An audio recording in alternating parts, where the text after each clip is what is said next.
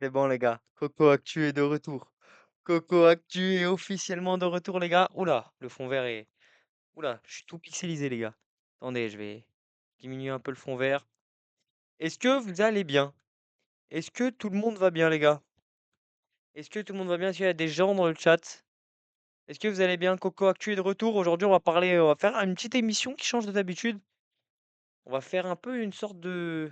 Bon déjà vous aurez une grosse tache en blanc là-haut les gars, désolé parce que c'est à cause de la lumière. Mais aujourd'hui, j'espère que tout le monde va bien. Aujourd'hui, ça va parler foot un petit peu.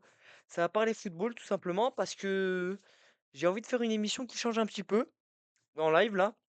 Elle sera diffusée aussi sur YouTube normalement si tout se passe bien. En gros, on va faire un petit débat footballistique. On va parler de l'actualité sportive, donc de l'actualité football en ce moment. J'ai mis le fond d'écran Vélodrome, c'est parce que c'est la crise. C'est la crise à Marseille tout simplement les gars. On a vu beaucoup de nouvelles cette semaine, la De Zerbi qui s'est fait licencier de son poste d'entraîneur. On a Benassia qui a démissionné hier. Un nouveau match nul assez compliqué.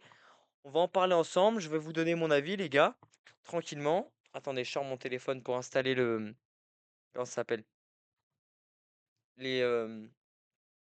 Tout ça là, les commentaires et tout. Voilà, exactement. Est-ce que vous m'entendez bien, les gars? Est-ce qu'il y a du monde? Attendez, hop, hop, parce que du coup, ça fait un écho. Voilà, c'est bon. C'est bon, c'est bon, c'est bon, c'est bon, c'est bon. J'ai tout le monde, j'ai le chat, j'ai moi en face, j'ai de quoi on va pouvoir parler. Et après, si vous voulez justement participer à ce petit débat-là, et ben vous pouvez venir tout simplement sur le Discord de la chaîne Twitch de Coco Actu. Normalement, le lien est dans la bio Twitch. Attendez, je vais checker ça tout de suite. Je vais checker si le lien est dans la bio Twitch. Tac, tac. Normalement, le lien est sur mon profil, les gars. Le lien est sur mon profil, je vais vous dire ça. Chaîne. Attendez, je coupe le son. Hop. Ouais, normalement Discord pour les soirées radio, les gars, c'est directement sur le profil. S'il y a des gens qui veulent venir, ce serait impeccable. Comme ça, on pourra parler de tout ce qui se passe. Est-ce que on va pouvoir débuter, hein, tout simplement? Ah non, mais ça c'est horrible par contre. Si dans mes yeux, dans le reflet de mes lunettes, ça fait fond vert et qu'on voit rien, ça va pas le faire. Ça va pas le faire, les gars. Si dans le reflet de mes lunettes, ça fait ça. Au pire, je vais baisser la tête, hein. Mais attends, si je regarde droit à la caméra, regardez ce que ça fait. Ah, ça fait un petit fond vert. Bon, c'est pas grave, les gars. Pas grave, pas grave, pas grave. Hop, hop. C'est bon, on va faire comme ça et on verra comment ça se déroule. Mais j'espère que ça va pas trop mal se dérouler. Donc voilà. Bon, les gars, on va parler de l'OM. Alors, semaine chargée hein, pour les Marseillais. Il y a eu plusieurs. Enfin, année 2026 chargée. Tout d'abord, on a vu plusieurs péripéties hein, pour l'OM depuis le début de la saison. Il y a eu des hauts en début de saison, des bas. En ce moment, on touche pas mal le fond quand même, hein, même si pour moi la situation n'est pas catastrophique. Elle est catastrophique due au fait qu'on en attend beaucoup de ce club, qu'il y a des coachs qui se font virer, tout ça, tout ça. Mais sportivement, cette situation, elle est pas catastrophique. Elle est pas si catastrophique que ça. Je suis d'accord qu'il y a des résultats qui sont pas bons. Il y a des problèmes. Sur 2026, l'OM est déjà une défaite, c'est deux défaites, c'est trois défaites, c'est 4 défaites, 4 défaites il me semble, ou 5 j'ai vu. 4 défaites, 5 si on compte celle face au PSG au tir au but, c'est ça. Mais déjà 5 défaites, donc plusieurs matchs nuls et c'est là où on en vient à la frustration, hein. Ce sont plutôt ces matchs nuls qui sont frustrants. On va aborder le sujet petit à petit, mais franchement l'OM est, comment dire? Est à un point de non-retour avec ses supporters. C'est-à-dire que pour moi, le problème, il vient d'abord du fait que ce club n'est pas un club normal, tout le monde le sait. Ce club est dirigé malheureusement par ses supporters. Ses supporters en veulent plus, ses supporters sont mécontents. Déduction, le club va mal et tout de suite on rejette la faute sur les principaux acteurs qui sont l'entraîneur, le directeur sportif, le président, qui font un travail formidable jusque-là. De Zerbi, Benassia, Longoria, ce trio faisait un travail formidable jusqu'aujourd'hui. D'ailleurs, par ailleurs, Benassia a posé sa démission, a annoncé sa démission pardon, hier. Il l'a posée lundi dernier après la défaite face, au Paris Saint-Germain. Cependant, les gars, ce trio, il marche à l'OM. Il a ramené des grands noms à l'OM, il a ramené, heu, du jeu à l'OM. On en avait perdu, hein, à un moment de ce jeu qui va vers l'avant à l'OM, de ce jeu qui fait rêver. Il y a plusieurs scénarios, on va y débriefer, hein, sportivement de ce qui s'est passé, pendant cette année 2026 qui ont amené à ce licenciement de Roberto De Zerbi. Je vous l'accorde qu'il n'est pas non plus de tout reproche parce que les résultats tout simplement en 2026 ils sont pas là. Tu perds 2-0 face à Nantes chez toi, tu perds le trophée des champions alors que tu bouffes Paris, hein, pendant 80 minutes et à la dernière minute, ils t'en plantent un. Ensuite, tu perds à Liverpool 3-0. Ce score, on a beau dire ce qu'on veut, il reste logique. Tu prends 3-0 par Liverpool à la maison. Liverpool qui était, sur une série, d'invincibilité. Tu bats ensuite le leader. Tu bats 3-1 Lens, le leader. Tu fais un match stratosphérique. Tu as ta recrue Nwaneri qui marque un but et qui fait un match excellent et 3 jours après, tu t'en prends 3 face à Bruges. Ça t'élimine de la Ligue des Champions parce que, Troubine, il met sa tête. Bon les gars, je ne vais pas vous refaire l'histoire. T'en prends 3 face à Bruges, tu fais un non-match complètement, complètement, tu passes à côté de ton match et ça pour moi, tu ne peux pas que le remettre sur la faute de l'entraîneur et là, on a tout de suite jeté la pierre à De Zerbi comme quoi, De Zerbi, fallait motiver ses joueurs, De Zerbi, fallait motiver ses troupes. Les gars, les joueurs sur le terrain, ils étaient pas là. Ils peuvent pas répondre au bout d'un moment. Si tu mets une équipe qui s'aligne et que tes joueurs se font caca dessus pendant le match, les gars, on peut malheureusement rien faire. Le coach, il peut rien faire. Le coach, il est sur le bord du terrain, il regarde ce qui se passe. Il aide tactiquement à ce qui se passe. T'en prends 3 à Bruges, tes joueurs ne mettent pas un pied devant l'autre. Ne mettent pas un pied devant l'autre sportivement, ils ne mettent pas un pied devant l'autre. Il y en a pas un pour attraper l'autre. Rouli, il fait une erreur. Défensivement, c'est catastrophique. Parce qu'offensivement, l'OM, ça marque des buts. Ça en met ça en met 3 face à Lens, ça en met 5 face à Angers, ça en met 2 face au Paris FC, ça en met 3 face à Rennes, ça en met 2 encore ce week-end face à Strasbourg. Mais c'est défensivement que ça pêche. Parce que tu beau en mettre 5 à Angers, t'en prends 2. Tu prends 2 buts face à Nantes, t'en prends encore 2 face au PSG, t'en prends 3 face à Liverpool et 3 face à Bruges, t'en prends 3 aussi face à non, pardon. T'en prends 2 face au Paris FC et hier encore, t'en prends 2. Hier encore, ce week-end encore, tu prends 2 buts. Donc la crise à l'OM, elle est bien plus profonde que ça. Elle est pas que sportive. Comme je le disais, c'est les supporters qui dirigent ce club et les supporters ne sont pas contents parce que les résultats ne vont pas. En 2026, l'OM, c'est certes pas grandiose, je vous l'accorde. Cependant, les gars, vous voulez qu'on fasse un point comptable? Point comptable, en direct? L'OM actuellement, les gars, c'est quatrième de Ligue 1 avec 40 points. Derrière Lyon, bah, il y a Lyon, ils sont devant avec 45 points. Lyon qui marche sur l'eau en ce moment, si vous voulez, on pourrait y revenir aussi. Le PSG a 51 et Lens 52. Lens que tu as battu en janvier quand même, leader de Ligue 1 actuellement. Et tu les as battus avec la manière, Lens.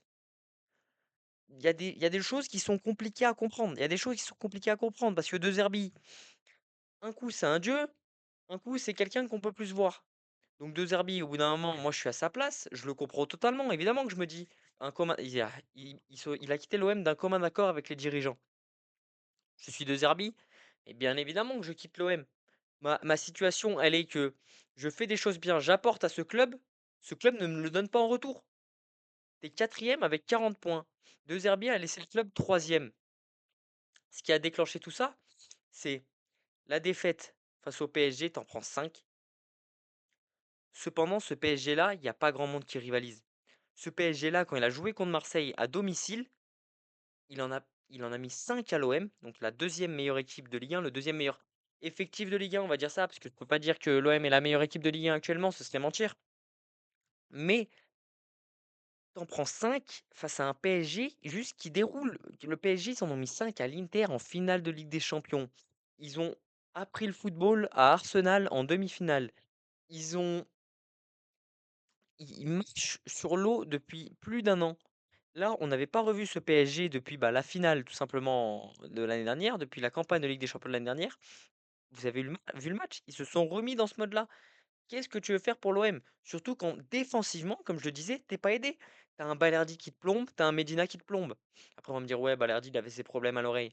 Les gars, Balerdi, défensivement, Tu ne peux pas te baser sur un mec comme ça en défense centrale, dans une défense à 3. Tu te bases sur un Balerdi qui ne met pas un pied devant l'autre. Tu un Pavard, c'est un champion du monde. Il se fait apprendre le football par Barcola. Il se fait apprendre le football par Barcola. Et le lendemain, on remet la faute sur De Zerbi. Le lendemain, on remet la faute sur De Zerbi. Bien évidemment qu'il quitte le club, les gars. Bien évidemment qu'il quitte le club.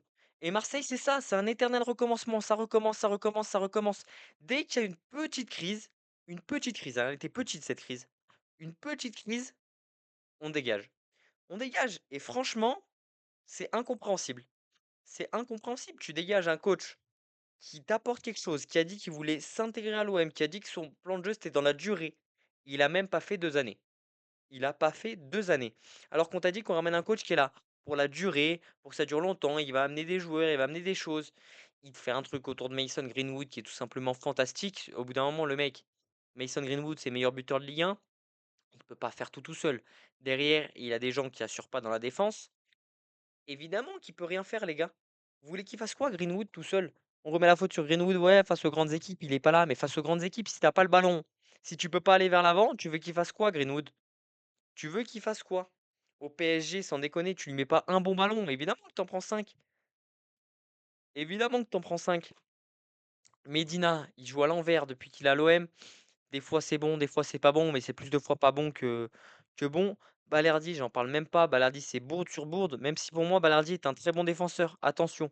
Mais tu ne peux pas te permettre d'avoir un Léo Balerdi qui, dans les grands matchs, à chaque fois, te fait au minimum une boulette. Et une boulette qui t'avance un but. Medina, il aide pas sur ce match-là, il met un contre son camp et défensivement, tu sens que c'est pas serein. Pavard, le mec qui est champion du monde 2018, il est censé te calmer tout le monde, te ramener de l'expérience derrière. Il joue la finale de LDC l'année dernière avec l'Inter Milan, il est titulaire dans une défense à 3. Là, tu le remets dans une défense à 3 face au PSG et il se fait balader par Barcola.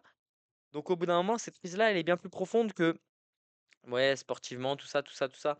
Ça vient des joueurs et ça vient pas du coach, du directeur sportif qui te font un boulot exceptionnel. Les mecs, encore cet hiver, ils te ramènent Quentin Timber. C'est une pioche. Le mec au milieu de terrain, il te fait un boulot monstre. Il te ramène Ethan Nwaneri, c'est un ailier de première ligue, exceptionnel, qui te fait. Le mec il a besoin de se développer et tout. Il vient en France pour se développer. Premier match qu'il te fait face à Lens, il est exceptionnel, certes. Ensuite, c'est plus compliqué ces matchs à Noneri. Mais moi, je veux vous parler du fait de ramener ce personnage, de fait de ramener Ethan Nwaneri à l'OM. Tu ramènes ce mec qui est un joueur d'Arsenal, qui a joué dans un Arsenal quand il y avait beaucoup de blessures, qui était titulaire dans un Arsenal quand il y avait beaucoup de blessures, qui a fait ses preuves tout de même à Arsenal, qui est s'est basé comme quelqu'un dans la rotation à Arsenal, bien que malgré les blessures, les recrues, tout ça, Arsenal a décidé de le prêter 6 mois, mais vous voyez, ils le prêtent 6 mois parce qu'ils espèrent qu'il va revenir au fond, ce joueur. C'est tout ça, tu ramènes Højbjerg, tu ramènes Benjamin Pavard, l'été d'avant, tu ramènes Rabiot et franchement, tu veux reprocher quoi à De Zerbi et à Mehdi Benatia? Ils font un boulot exceptionnel. Et tu t'en sépares parce que des supporters mécontents de 3 résultats, parce que les résultats dont les supporters sont mécontents, dont je comprends totalement, c'est ce 3-0 perdu à Bruges. Ensuite, t'enchaînes avec le PFC, de partout, match qu'on avait commenté d'ailleurs sur l'antenne de Coco Actu. Et ensuite, t'en prends 5 face au PSG. Il y a eu une victoire à Rennes entre-temps, mais t'en prends 5 face au PSG. Bien évidemment, je suis supporter marseillais, je comprends totalement d'être frustré. Je comprends totalement, mais on peut pas se dire: «Est-ce qu'aujourd'hui il y a un peu de facilité à se séparer de son entraîneur quand les résultats sont moins bons?» Oui, totalement, mais totalement. Aujourd'hui, on se sépare de son entraîneur quand ça ne va pas. Quand ça ne va pas, on remet pas en question, tout ça, mais là, ce que je reproche à l'OM, c'est pas de se séparer que de son entraîneur, c'est qu'on se sépare de tout. On refait tout, on reprend tout à zéro, alors que l'OM avait été parti sur un projet qui semblait long terme. Et moi, j'ai peur. Moi, j'ai peur. Ce que je vais vous dire, ce que j'ai peur, c'est que là, tu perds De Zerbi, tu perds Benassia. Longoria, on attend. Pour moi, il partira pas, mais on ne sait pas encore s'il va partir. Tu perds 3 mecs qui devaient construire un projet sur de plusieurs années, est-ce que les joueurs vont rester?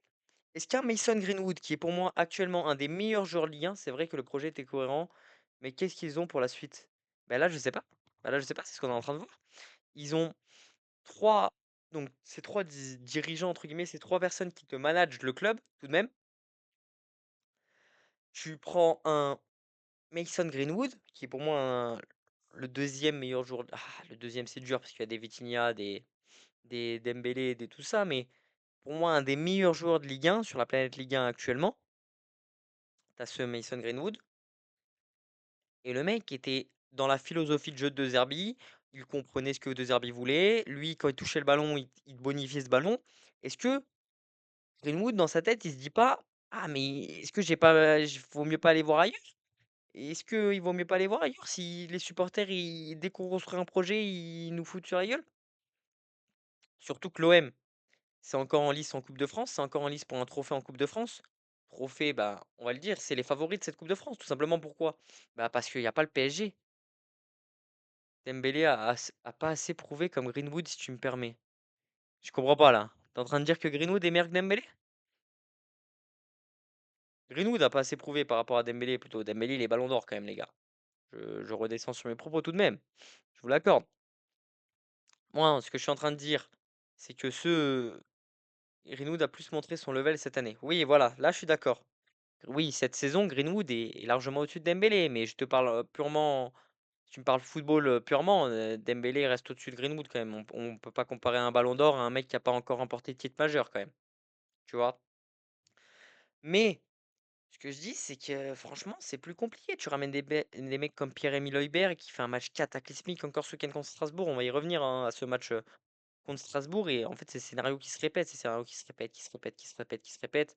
On a vu la stat passer, hein, on a vu tous la stat passer que l'OM serait premier ex-aequo de Ligue 1 si le temps additionnel ne compterait pas. Et cette stat, il va falloir qu'on en débatte. Mais l'OM premier si le temps additionnel n'existe pas. Qu'est-ce que fait l'OM pendant le temps additionnel? Qu'est-ce que fait l'OM pendant le temps additionnel? C'est pas normal d'être un club qui veut se qualifier en Ligue des Champions, un club qui veut se qualifier en Ligue des Champions, qui a des ambitions toutes les années de se qualifier en Ligue des Champions, d'essayer d'accrocher les barrages en Ligue des Champions et tout ça. Tu as cette ambition et tu ne parviens pas à tenir un match plus de 90 minutes. Tu ne parviens pas à tenir un match plus de 90 minutes. Tu peux pas. Tu peux pas, tu perds dans le temps si tu perds dans le temps additionnel à chaque fois, tu perds 11 points dans le temps additionnel depuis le début de la saison. Je sais pas si vous vous rendez compte de ce que c'est 11 points. À chaque fois, tu te fais revenir, à chaque fois, tu te fais battre dans le temps additionnel. Et c'est catastrophique. C'est catastrophique. On reprend l'exemple, le 2-2 au Paris FC. Tu te fais battre pardon, sur un penalty dans le temps additionnel. Tu te fais battre enfin, tu te fais égaliser, pardon. Tu te fais égaliser à Strasbourg 2-2 sur un penalty dans le temps additionnel. Tu te fais égaliser dans le temps additionnel au Trophée des Champions 2-2.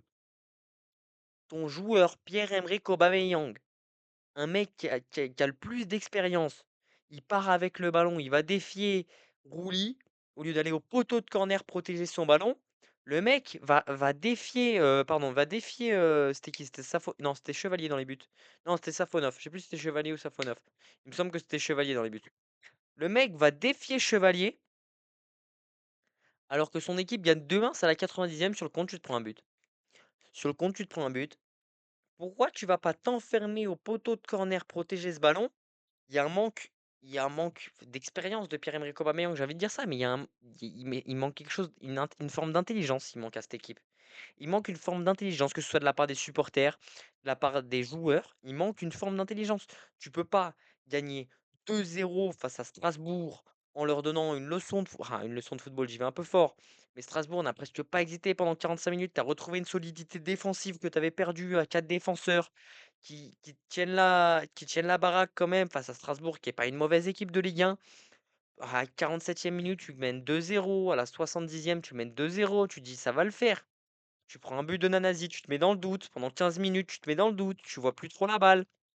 Tu vois plus la balle pendant 15 minutes. Et là, ce penalty, encore sur une faute d'inintention d'Emerson, parce qu'on lui parle pas, parce qu'on lui dit pas que ça y a quelqu'un qui arrive dans le dos. Enfin un gros dégagement dans la cuisse de Jessim Yacine, je crois. Ou voilà. Et, et penalty. et penalty et sur le penalty, par contre, je vois venir, il y a rien à reprocher à Rulli. On lui tire dessus tellement fort qu'il était parti d'un côté, la main, elle peut pas être assez ferme. Panicelli, il le tire tellement fort son penalty que qu'il y a but. Donc voilà, franchement pour l'OM, certes, on est dans la crise. Il y a pas de doute sur le fait qu'on est dans la crise, hein, les gars, on peut pas se nier qu'on est dans la crise. Tu perds ton directeur sportif et ton coach en l'espace d'une semaine, tu arrives pas à gagner face à Strasbourg. Bien évidemment qu'on est dans la crise. Mais tout de même, bah, sportivement, t'es pas délaissé. Tu qualifié en coupe d'Europe, tu qualifié en coupe d'Europe, pardon. Tu vas sûrement te qualifier en coupe d'Europe, tu as 40 points, tu es 4e. Sauf, grosse débandade, tu vas te qualifier soit pour la Ligue des Champions, soit pour la Ligue Europa. On sait que l'objectif, c'est la Ligue des Champions. Mais si tu te qualifies pour la Ligue Europa, est-ce que ce serait pas un mal pour un bien? Je me pose la question. Est-ce que vous la posez aussi? Je sais pas. Moi, je suis supporter de l'OM et je me dis, ouais, j'ai envie de me qualifier en Ligue des Champions, disputer la plus grande compétition, tout ça. Il y a pas de problème. Je suis d'accord avec ça. Mais est-ce que ce serait pas un mal pour un bien de se qualifier en Ligue Europa, de faire un beau parcours en Ligue Europa et de ne pas jouer cette Ligue des Champions dans laquelle tu te mets tant de pression, avec laquelle tu te mets tant de pression? Parce qu'on parle juste de disputer la Ligue des Champions pour l'OM et d'accrocher les barrages. Tu veux quoi pour l'OM? S'ils sont en huitième de finale, est-ce que ce serait c'est déjà une Ligue des Champions réussie? S'ils sont en huitième de finale, s'ils sont en barrage, est-ce que c'est déjà une Ligue des Champions réussie? Non. Non, pourquoi? Parce que les supporters vont vous dire: «On aurait voulu plus, on aurait voulu plus» et on y arrive encore à ce stade de supporters. On connaît un peu trop le bon parcours en Ligue Europa pour rien faire en LDC, non. Et ouais, mais est-ce que justement, je me pose la question, est-ce que ce serait pas mieux pour l'OM actuellement là, l'année prochaine, imagine tu gardes le même effectif et tout ça, on va parler de Bale après potentiellement son arrivée. Tu gardes le même effectif et tout ça, est-ce que ce serait pas mieux de jouer une Ligue Europa, d'atteindre les demi-finales, voire la finale, tu peux espérer avoir un trophée, tout ça, peut-être tu tombes contre une grosse équipe en finale, tu l'as pas et tout ça. Ou alors de jouer la Ligue des Champions et de lutter pour être dans les 24 premiers, en sachant que les 16e, tu pas sûr d'y passer, tu passeras pas. Les huitièmes, tout le monde, dans tous les cas, les supporters marseillais diront que c'est pas une Ligue des Champions réussie parce que tu dois aller plus loin, plus loin, plus loin, plus loin. Tu tombes contre un club de merde en huitième de finale. Ils vont te dire, bon, bah, on va passer. Tu passes en quart de finale, tu tombes contre un autre club de merde. Tu vas dire, bon, bah, il va passer. Tu vas en demi. Tu tombes contre un gros club. On te dira, ok, c'est une Ligue des Champions réussie, mais tu tombes contre un club de merde, tu te fais éliminer. Est-ce que la Ligue des Champions de Marseille sera réussie? Non, parce qu'ils vont te dire: «Bah, t'as joué Bruges, t'as joué Karabakh, tu joué le Kairat Almaty, en compétition éliminatoire, donc franchement, tu pu faire plus, t'aurais pu encore faire plus et tu t'es fait éliminer par Bruges». C'est ça qu'ils vont retenir, tu t'es fait éliminer par Bruges. Même si pour moi l'OM doit être dans les 24 premiers. Je vous explique pourquoi, parce que le match face à l'Atalanta qui s'est déroulé au Vélodrome, où je suis actuellement, c'est du vol, c'est un vol scandaleux. Il y a forcément main du joueur de l'Atalanta dans la surface et ça aurait pas mené à ce but en contre-attaque, je vous l'accorde.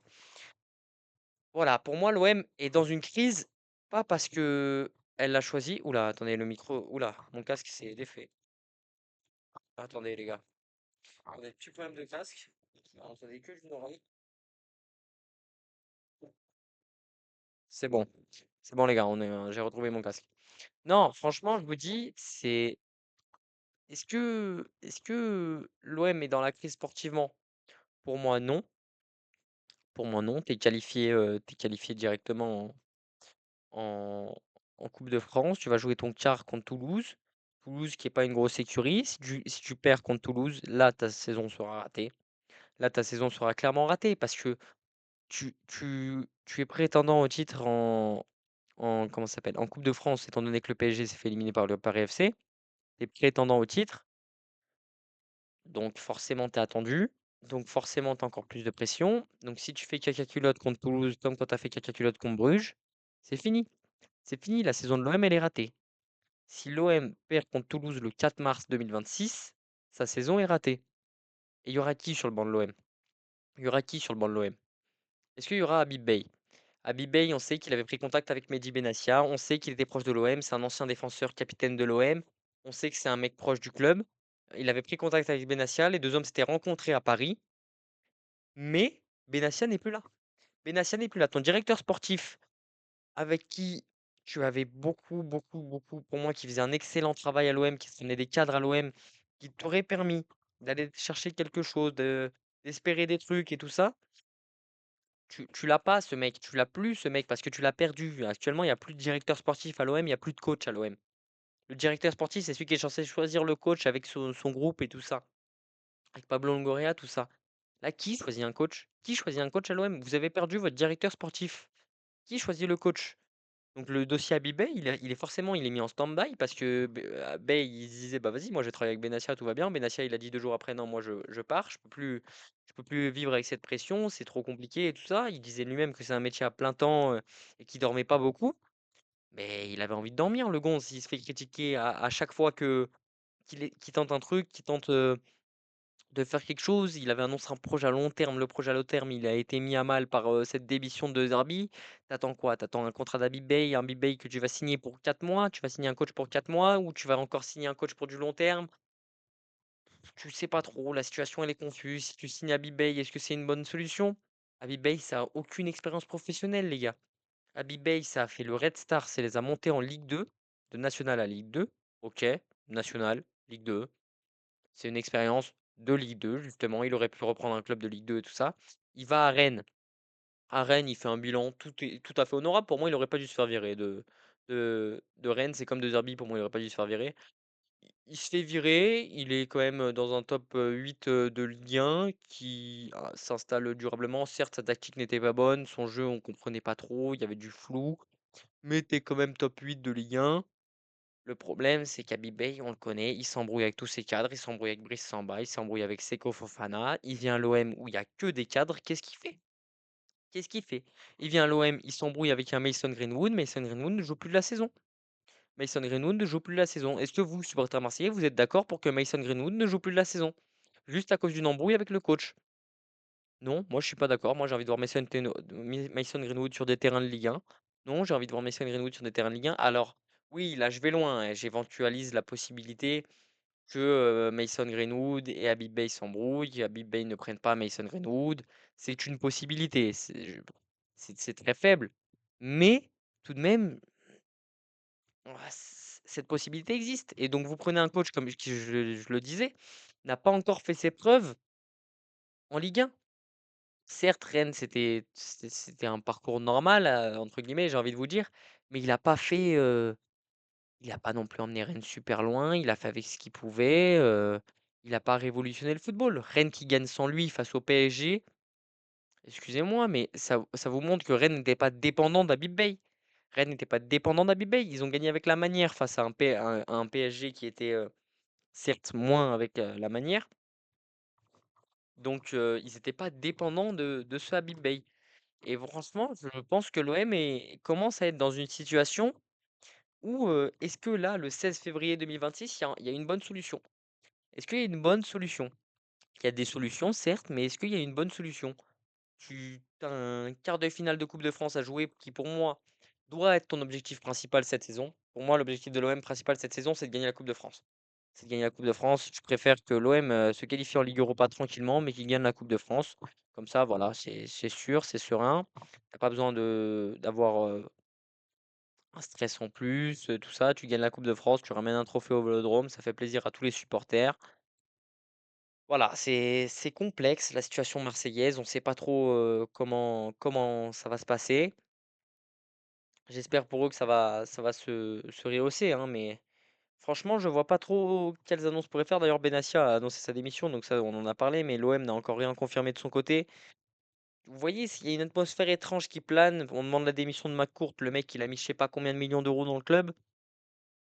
Pourquoi on demande sa démission? Le mec t'a apporté des joueurs exceptionnels, le mec a fait des transferts qui semblent exceptionnels. Pourquoi demander sa démission? C'est une vraie question que je me pose. J'ai du mal à comprendre la philosophie des supporters marseillais. J'ai du mal à comprendre pourquoi Benassia quitte le navire, pourquoi De Zerbi quitte aussi le navire. Voilà, c'est assez complexe à comprendre. Pour moi, De Zerbi aurait dû rester, aurait dû continuer d'essayer d'imprégner son football. Même si c'est vrai que ces dernières semaines, on comprenait pas trop ses choix. Il nous dit que avec sa défense à 5, l'équipe prend plus de buts. Tu joues face au PSG, tu mets une défense à 5, tu en prends 5. Pourquoi faire? Si tu trouves que ton équipe a plus de solidité défensive à 4, bah, tu mets 4 défenseurs. Parce que clairement, en allant au parc avec 5 défenseurs, tu pas l'intention de d'attaquer, t'as pas l'intention d'avoir le football entre tes mains et tu le sais que t'as pas l'intention d'avoir le football entre tes mains quand tu vas au Parc des Princes. Voilà, donc De Zerbi, il était aussi contradictoire, donc je comprends aussi ceux qui disent que De Zerbi aurait dû partir, même si, pour moi, là, tu recommences encore, tu recommences, tu recommences, tu recommences, tu recommences et tu vas aller où? Si ton entraîneur, il peut pas faire plus d'un an et demi, tu peux pas t'installer dans la durée. Tu peux pas t'installer dans la durée si ton entraîneur ne peut pas faire plus d'un an et demi. Pep Guardiola, il est resté 7 ans à Manchester City avant qu'il gagne une Ligue des Champions, hein. Plus de 7 ans, il est resté. Pareil pour Jürgen Klopp. Pareil pour Jürgen Klopp. Et je peux vous citer tous les plus grands entraîneurs de l'histoire. C'est sur la durée. Roberto De Zerbi, peut-être que c'est pas un énorme entraîneur, mais c'est un bon entraîneur, je pense, du football moderne. C'est un entraîneur qui comprend le football, qui sait l'adapter. Donc, franchement, assez déçu. Bon, les gars, on va clore, oui, ça se dit, clore cette page olympique de Marseille. S'il y a des gens qui veulent passer sur le Discord, attendez, j'ouvre Discord. S'il y a des gens qui veulent passer sur le Discord, c'est volontiers, les gars. C'est volontiers s'il y a des gens qui veulent passer sur le Discord pour débattre justement sur cette Olympique de Marseille. Il n'y aura aucun problème. Attendez, je regarde s'il y a du monde sur le Discord. Hop, Coco Antenne. Les gars, la radio est lancée. La radio est lancée. C'est bon, les gars. S'il y a des gens qui veulent passer sur le Discord, bah pas de souci, vous pouvez venir débattre et de parler de l'Olympique de Marseille, tout simplement, les gars. Maintenant, on va parler d'un autre sujet. D'un autre sujet, c'est qui a marqué aussi ce week-end, hein, c'est la reprise de la tête du championnat pour Lens, à cause de la défaite des Parisiens. La défaite des Parisiens 3-1 vendredi face à Rennes à 19h. Une défaite, donc, comme je l'ai dit, qui a été marquée par un bon jeu des Rennais tout d'abord, mais aussi un manque, comment dire, un manque de collectivisme. Ouais, de collectivisme, ça, j'y vais un peu fort avec le mot. Un manque de collectif pour le PSG, c'est ce qu'a reproché Dembélé en conférence de presse, Désiré Doué qu'on ne reconnaît plus hein, depuis quelques mois. Voilà, c'est assez compliqué pour le Français qui a été si brillant l'année dernière en campagne de Ligue des Champions.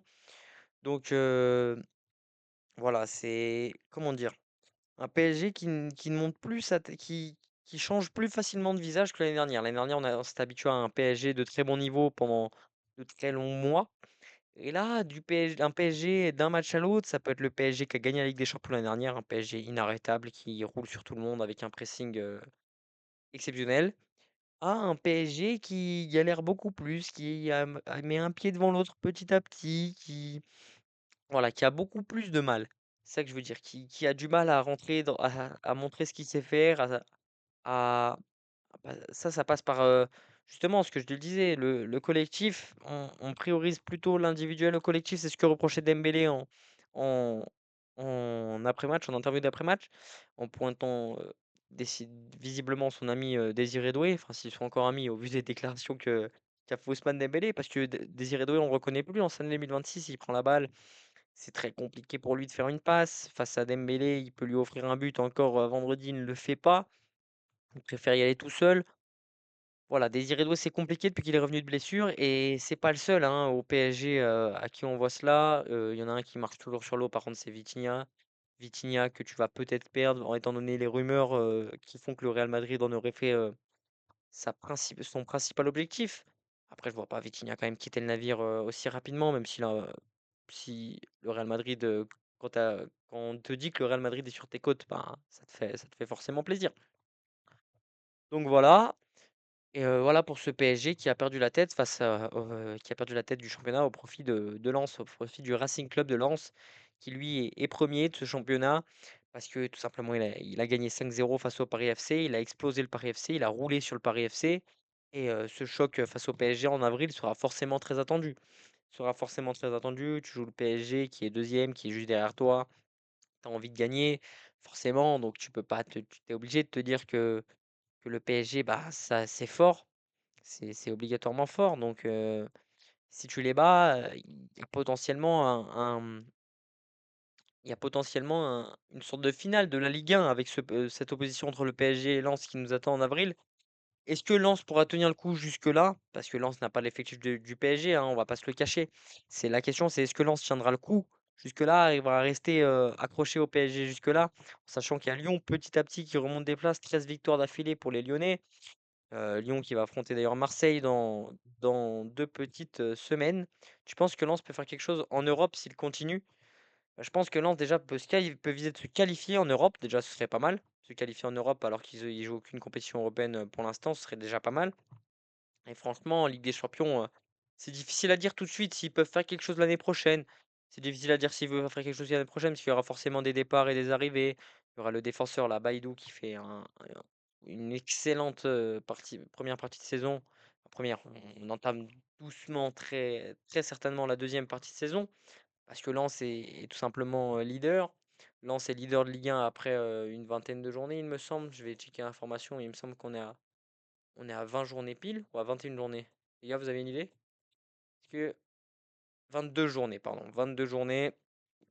Après 22 journées, Lens est leader. Il reste entre guillemets que 12 journées de Ligue 1. Certes, le PSG a déjà joué les gros.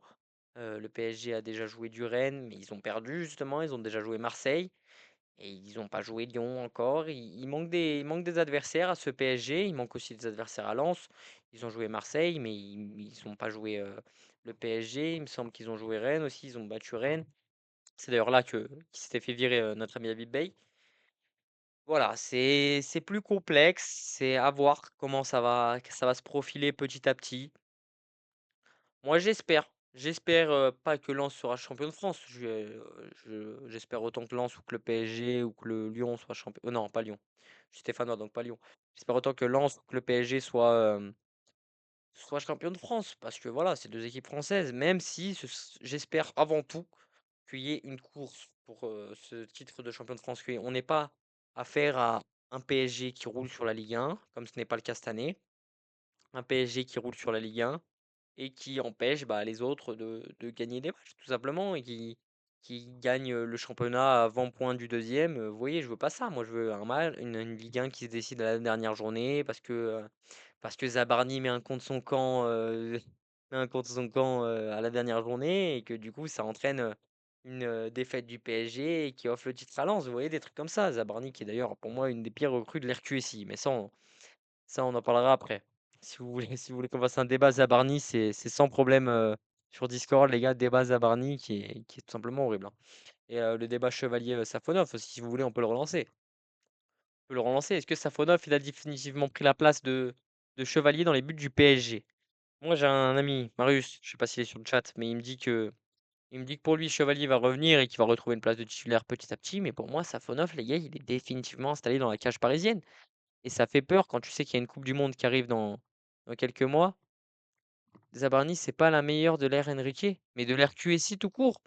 Ah, l'ère QSI, t'as du Sacrément, t'as du Ressé, t'as du Zabarni, c'est la pire de l'ère Enrique, ça c'est certain, y a pas de doute. De l'ère QSI, c'est une question qu'on peut se poser. Est-ce que c'est la pire de l'ère QSI, Zabarni? Non, t'as quand même des cas, hein. Ressé, vous vous en rappelez de Ressé? Le mec a joué, il a dû jouer 10 matchs au PSG, je crois. On te l'avait vendu comme un mec de ouf. Il a joué 10 matchs au PSG, il a pas mis un pied devant l'autre. L'RQSI quand même, Florenzi, Beck. Ouais, ouais, je suis d'accord, je suis d'accord, je suis d'accord. Ouais, je suis d'accord, j'y suis un peu allé loin. Wijnaldum. Wijnaldum au PSG aussi. Putain, t'avais des joueurs quand même sous l'RQSI, c'était technique. Technique. Non, mais si Lens remporte ce championnat, ce sera quand même une belle. Ah, Juan Bernat, tu vois, je suis pas d'accord avec toi. Bon, moi, c'est une meilleure recrue que Zabarni, Juan Bernat, pour l'instant. Juan Bernat, c'était un joueur au poste de latéral que tu avais besoin. Le clavier Clément, je pense qu'un bon Marius numéro 9 en place de bas pourra faire pencher la balance et permettre de monter sur cette première place de la coupe de la saucisse. Merci Clément. Merci Clément, c'est énorme ce que tu viens de dire. Un bon Marius en numéro 9. Est-ce qu'un bon Marius en numéro 9, ça fait le taf plus qu'Aubameyang? Un bon Marius en numéro 9 face au Trophée des Champions, il serait allé couvrir, il aurait mis son corps en opposition, il serait allé au poteau de corner et il aurait couvert la balle, ça c'est certain. Non mais voilà les gars, tranquillement. Ah oui, j'ai dit on faisait ça aussi. Prono LDC. Marius, c'est le numéro 9, j'avais pas vu ça depuis l'ère Ben Arfa. Ouais, il y avait Ben Arfa aussi comme recrue au PSG qui était clairement douteuse, hein. Les gars, est-ce que je peux vous partager mon écran? Je crois que je peux vous faire ça. Un bon coco sur le côté à la place de OEA serait pas de refus. Envoie les pronos LDC. Mais on va envoyer les pronos LDC, les gars. Je sais pas si je peux vous faire une capture d'écran. Bien évidemment que je peux vous faire une capture d'écran. Hop, hop. Sélectionner l'écran et capturer. Il est là. Hop. Oh, attendez, les gars. Est-ce que vous me voyez encore? Ouais, c'est bon, vous me voyez encore. Attendez. Faut que je passe le fond. Je vais le mettre en fond vert, je crois. La capture d'écran. Attendez. Je sais pas trop ce que je fais, les gars, hein. Je suis pas dans la maîtrise totale, là. Je l'ai pas mis en fond vert? Je suis où? Capture d'écran, cadre, périphérique de capture vidéo. Ah si, là, il est en fond vert. C'est bon, impeccable. Est-ce que vous le voyez bien? Mais attendez, je suis sur OBS, donc on va aller sur l'équipe, vous verrez mieux normalement. Est-ce que dans le chat, vous pouvez me dire si vous voyez bien là, le fond d'écran? Est-ce que vous voyez bien? Parce que moi je vois plus du coup les gars. On voit, mais il y a ton crâne devant. Je sais, je vais me décaler. Mais là j'ai l'impression que le fond vert il marche pas, non? Attendez, je vais modifier un peu le fond vert. Filtre, fond vert. Quitte à baisser un peu, autant me voir mieux. Attendez les gars. Là vous voyez ou pas?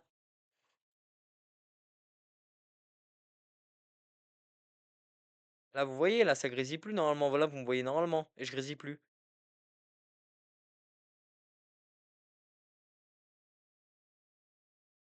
Voilà, c'est bon. Ok, parfait. Chrono LDC les gars. Bon les gars, premièrement, est-ce que vous voyez ma souris ou pas? Vous voyez ma souris ou pas sur la capture? Là, je la bouge, elle est à côté du 21h. Ok, je me décale là, de ce côté. Ok, les gars. Premier pronostic.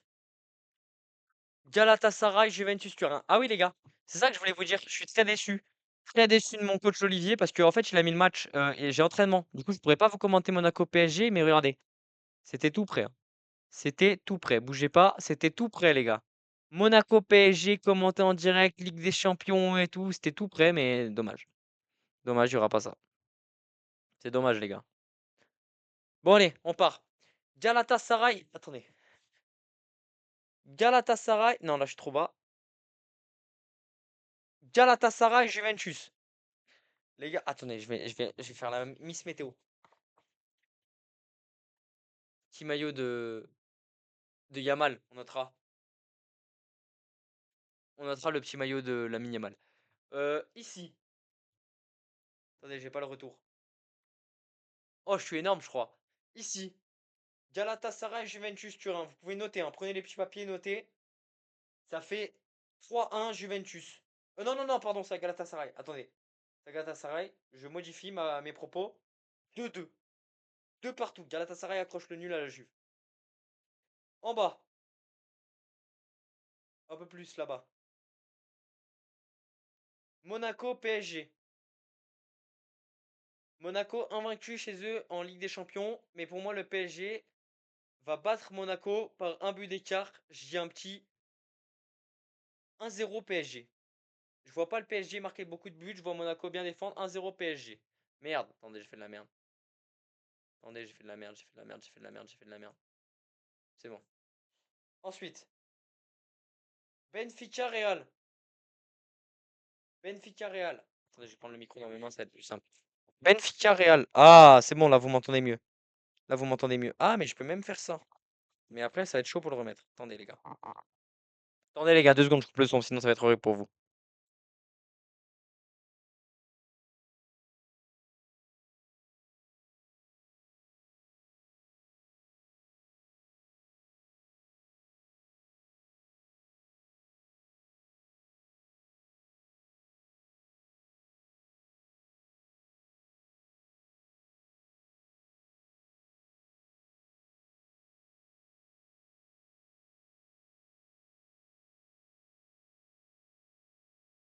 Les gars, je crois que j'ai pas les muscles. Et premier degré, c'est pas une vanne. Genre, j'ai trop visé.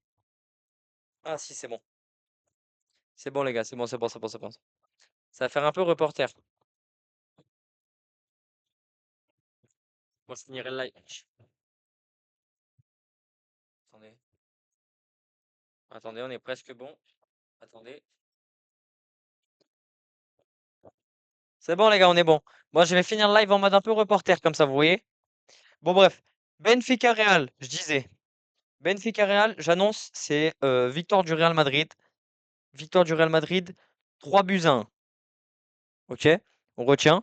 Donc là, j'ai dit 2-2, 1-0 pour PSG, 3 buts à 1 pour le Real. Borussia Dortmund, Atalanta Bergame, 2-1 pour Dortmund. Parce que l'Atalanta, c'est quand même une équipe qui me paraît solide. Les gars, ce sera en rediff sur YouTube, donc vous pourrez voir si vous voulez, si vous voulez vous rappeler. Je vais essayer de mettre la rediff ce soir. Karabakh, Newcastle. Je pense que Newcastle va tartiner Karabakh, mais genre méchamment. Je vois bien un 4-0 4-0 Newcastle. Méchant, énervé. Un méchant 4-0. Genre, ils leur mettent pilule. Bodo Glimt, Inter Milan. Et là, vous allez me prendre pour un malade. Et là, vous allez me prendre pour un malade, mais vous n'avez pas la vision. Je pense que Bodo Glimt, chez eux, dans le nord, va s'imposer. Dans le nord de la Norvège, va s'imposer sur le score de 2 buts à 1 face à l'Inter Milan. Je vous rappelle, ils ont déjà fait des scores face à City, il me semble, face à Monaco, il me semble aussi. Donc je les vois s'imposer. Yannick Cousin, tu vas faire des lives réact de matchs? Non, j'aurais bien aimé commenter les matchs, mais je vais pas faire, Yann. Désolé. Club Bruges Atlético. Club Bruges Atlético. Je réfléchis en même temps. Je vois pas Bruges gagner. Je vois sincèrement l'Atlético de Madrid gagner simplement sur le score de, ouais, de 2 buts à 1. Un petit 2 buts à 1. Et enfin, Olympiakos Bayer Leverkusen. Un Bayer Leverkusen qui n'est pas en grande forme cette saison. Je vois l'Olympiakos se faire accrocher par le Bayer Leverkusen. Le Bayer Leverkusen, pardon, se faire accrocher par l'Olympiakos. Ouais, dans les deux sens, ça marche. Je vois un résultat simple et efficace. Un petit un partout entre les deux équipes. Un petit un partout entre les deux écuries. Est-ce que ça vous va ou pas, ces petits pronos de Coco Actu? Est-ce que ça vous va ou pas? Je vais finir avec le micro comme ça, les gars. En même temps, j'ai pas bien le choix.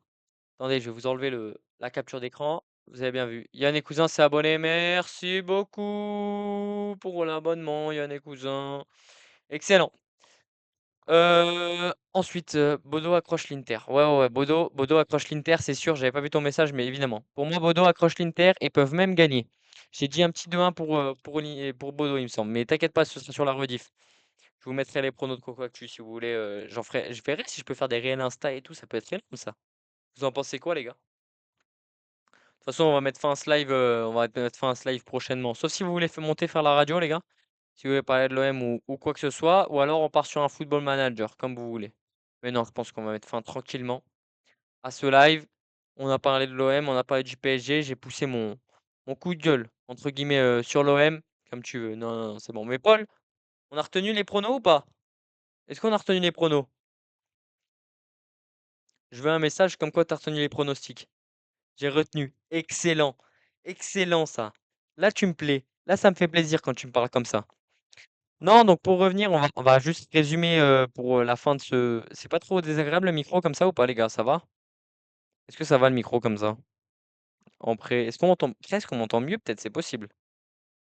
Non, tranquille. On m'entend mieux comme ça ou c'est chiant? Tout de même. Ça va. Ok, bah ça va alors. Donc pour résumer, entre guillemets, ce live, on va faire un résumé, après on va y aller tranquillement. Pour résumer ce live, les gars, on a parlé de l'OM. Au début, on a fait une grosse partie sur l'OM, une grosse demi-heure sur l'Olympique de Marseille qui est en crise, hein, après le licenciement de Roberto De Zerbi, le licenciement de Mehdi Benassia aussi. Enfin, la démission plutôt de Mehdi Benassia. Rien n'est communiqué pour l'instant par le club pour Mehdi Benassia. Moi, je pense que c'est une catastrophe. En tout cas, pour le club, parce que Benassia, il avait prouvé des choses. Benassia, il avait ramené des joueurs. Benassia, il dirigeait le club pleinement. Je pense que le départ de De Zerbi va aussi faire mal à ce club de l'OM parce que c'était un projet sur du long terme, un projet qui devait durer longtemps. Et malgré cela, ben, tout simplement, ils ne sont pas restés, les gars. Ils sont pas restés, les deux. Donc je pense que ça va être plus compliqué pour eux de se remettre de cet échec. J'espère que ça va tout de même réussir, hein, pour nos amis marseillais. Ils sont tout de même 4e de Ligue 1 avec 40 points, je le disais, toujours qualifiés en coupe de France. Un gros revers, en Ligue des champions tout de même avec cette défaite face à Bruges 3-0 qui les élimine. Pour moi, la crise, elle est plutôt à l'intérieur du club, c'est-à-dire qu'elle se joue entre les supporters et le club parce que les supporters ne sont pas contents sportivement de ce qu'ils voient. Mais pour moi, la crise, elle est pas tant aussi grave que ce que l'on pourrait en penser. Pour moi, l'OM va se relever. Pour moi, l'OM peut se relever parce qu'ils ont les joueurs pour, ils ont des Mason Greenwood et tout ça. Mais il va falloir retrouver tout d'abord, comme je le disais, une solidité défensive parce qu'offensivement à Marseille, c'est très très fort. Défensivement, c'est cataclysmique. Tu peux pas continuer avec un Balerdi qui fait un match sur deux, avec un Medina pareil qui fait un match sur deux, avec un Pavard qui n'est pas au niveau du Pavard que l'on connaît. Voilà, il va falloir retrouver cette solidité défensive. Il va falloir, aussi dans l'animation offensive, ça devrait aller. Il va falloir oublier ces traumatismes, repartir à zéro. Merci Paul pour les 5 euros. Merci Paul pour les 5 euros. Merci pour le don.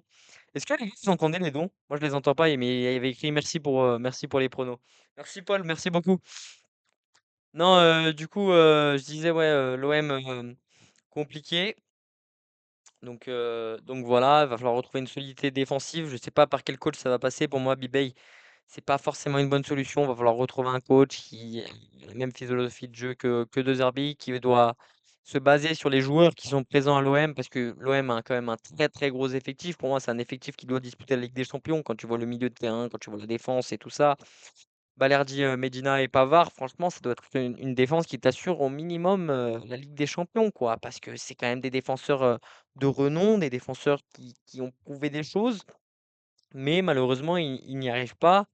Ils font un match sur 2, ça va pas, ces 3 défenseurs ne vont pas. Timothy Weah, pour moi, c'est la recrue de cet été parce que c'est lui qui, sur son couloir droit, il fait du mal, que ce soit défensivement, offensivement, c'est très fort.